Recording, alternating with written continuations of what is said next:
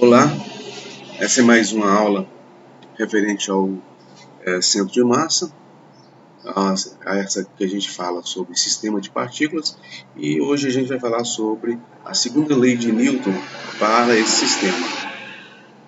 Então vale salientar no início que para todos esses sistemas onde não existe ação de forças externas, o movimento, o centro de massa, ele não será afetado, ou seja, em qualquer tipo de movimento onde não existe ação externa, por exemplo, um lançamento de um objeto,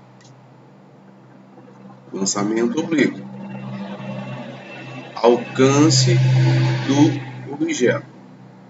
Se porventura ocorrer uma explosão, né, desse objeto, ação de uma força a força interna, ou seja, não há ação de força externa, e esse objeto se dividir em vários outros objetos, tá? Alguns deles irão para uma posição e outros irão para posições que são posteriores a onde iria cair anteriormente, né? Mas como não há ação de forças externas, se você for calcular o centro de massa, vamos supor que aqui seja um plano X, no eixo X, o seu centro de massa ele vai permanecer inalterado, tá? Então, logicamente, você vai ter vários outros objetos que vão passar dessa posição X, dessa posição R, né? Outros irão ser lançados para a posição anteriores e assim sucessivamente. Então, o centro de massa ele sempre será conservado. Então, a força resultante aqui para essas partículas, para o sistema de partículas, sempre será a segunda lei de Newton, né? Então, para a mecânica clássica, a força resultante é sempre massa vezes a aceleração, no caso, a aceleração do centro de massa. E como a gente tem três eixos, né? Essa força resultante ela vai ser em x, em y e em z. A força resultante é a soma dessas forças externas. Se você for calcular a força resultante de um objeto, então é a ação dessas forças externas. M é a massa e aqui a aceleração do centro de massa. Então, não havendo essas forças externas, o centro de massa ele permanecerá constante. Como eu expliquei anteriormente, aqui você tem uma explosão, então, apesar de várias partículas serem lançadas para posições, o seu centro de massa aqui permanece inalterado, porque a ação aqui, a ação apenas de forças internas. Não havendo ação de forças externas, essa distância aqui, ela permanecerá constante. Bom, mas não há como falar de força sem falar de quantidade de movimento, ou simplesmente momento linear. O momento linear é a massa vezes a velocidade da partícula. E a variação desse momento linear em relação ao tempo o m é constante, então seria a variação da velocidade em relação ao tempo. Mas a variação da velocidade em relação ao tempo é a aceleração. Então isso é massa vezes a aceleração. Então, ó, dp dt, que é m vezes a, onde m vezes a é força. Portanto, força nada mais é do que a variação do momento linear em relação ao tempo.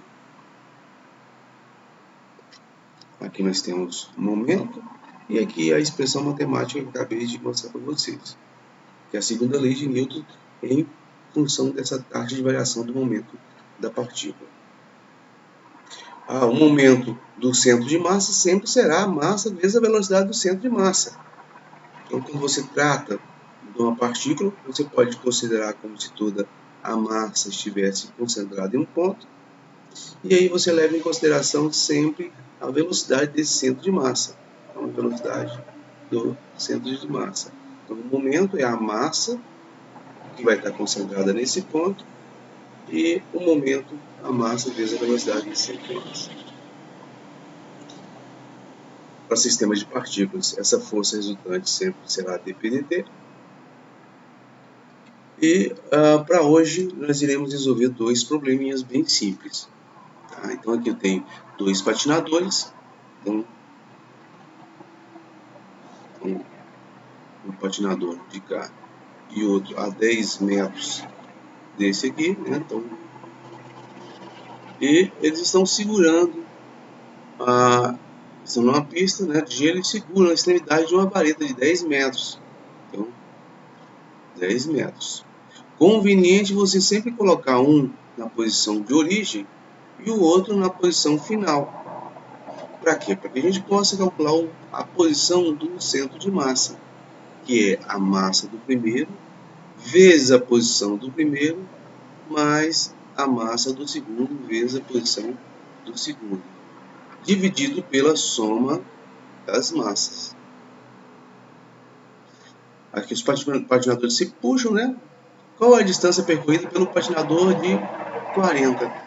Então, eles vão para uma posição aqui que é fixa. Ó. Essa posição não muda. Essa é a posição do centro de massa deles. Quando eles começarem a puxar, esse vem na direção do centro de massa e esse na direção do centro de massa. Fala assim, mas é a velocidade com que cada um puxa? Não interessa. Aqui, o que interessa é, se não há ação externa, o centro de massa ele permanecerá inalterado. Então, aonde estiver o centro de massa, a posição que tiver o centro de massa, você calcula a distância que esse aqui andou e a distância que esse aqui se moveu, tá? Então, você vai, x centro de massa é igual a massa do primeiro vezes 0, mais a massa do segundo vezes 10, dividido pela soma das massas, que é 65 mais 40.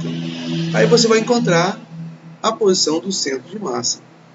Encontrando essa posição do centro de massa, você vai saber. Esse aqui estava no 0, vai andar até o centro de massa. Então, vai andar o próprio centro de massa. Esse aqui estava no 10, ele vai andar esse tanto aqui que sobrou. Né? Então, vai ser, esse aqui vai ser 10 menos x centro de massa, que é o que ele quer saber. Qual é a distância que o patinador, a distância percorrida pelo patinador 2, aquele que está na posição 10. Esse aqui é um pouquinho mais extenso, mas bem simples. Ó. Antes da explosão, iria acontecer isso aqui. Ó. Então, iria cair bem aqui. Essa distância aqui é lançamento oblíquo, né?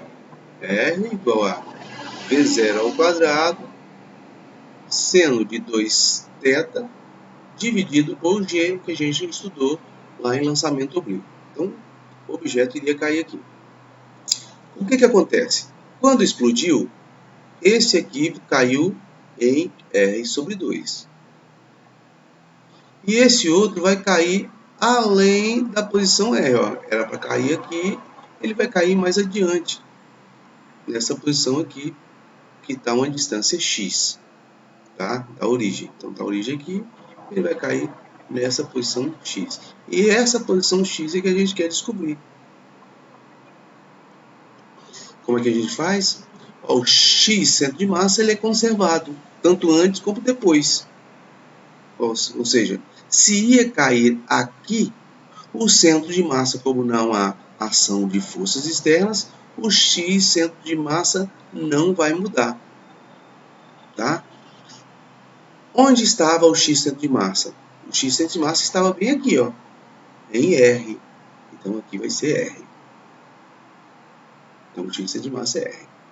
Como é que eu calculo o x, centro de massa? A massa do primeiro, que caiu aqui no meio, em R sobre 2, mais a massa do segundo, que vai cair em x, dividido pela massa do primeiro mais a massa do segundo. Aí fica assim, ó, R igual a massa do primeiro, é a metade da massa. Então, M sobre 2. Massa do segundo, ó, M sobre 2, R sobre 2. Né? Massa do segundo, M sobre 2, vezes X, que é o que eu quero. Dividido por M sobre 2 mais M sobre 2, que dá M. Ó, posso colocar o M em evidência. Aqui embaixo fica assim, ó, R igual a M R sobre 4 mais M x sobre 2 dividido por M. Colocando o M de cima em evidência, ele pode cortar com esse aqui, ó.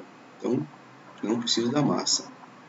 Então, fica assim, ó, R igual a R sobre 4 mais x sobre 2. Você calcula quem é o R por aqui, ó. Como é que calcula? R igual a velocidade, 20.